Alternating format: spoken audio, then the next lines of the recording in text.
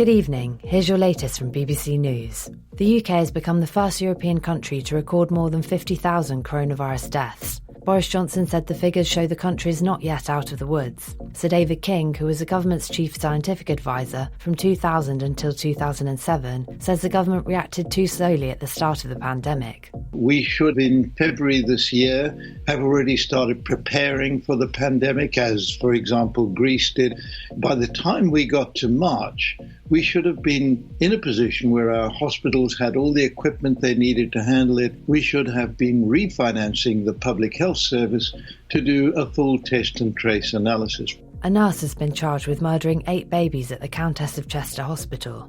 Lucy Letby, who is 30 and from Hereford, is also charged with 10 counts of attempted murder. All the cases date from June 2015 to June 2016. She is due to appear in court tomorrow.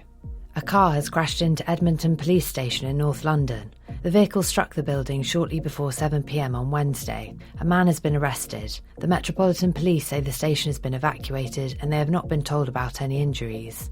The southern state of Georgia in the United States will undertake a full manual recount of votes cast in last week's presidential election. The original count put Joe Biden more than 14,000 votes ahead of Donald Trump. Georgia's Republican Secretary of State, Brad Raffensperger, said he'd ordered the audit because the margin was so close. Mathematically, you actually have to do a full hand-by-hand recount of all because the margin is so close. Right now, it's 14,101. So it's really just the mathematics, the statistics, the probability theorems that we use for the risk limiting that are taking us to that extent. Recounts have rarely led to a change in results, and even if Joe Biden lost Georgia, he would still be the winner of the presidential election.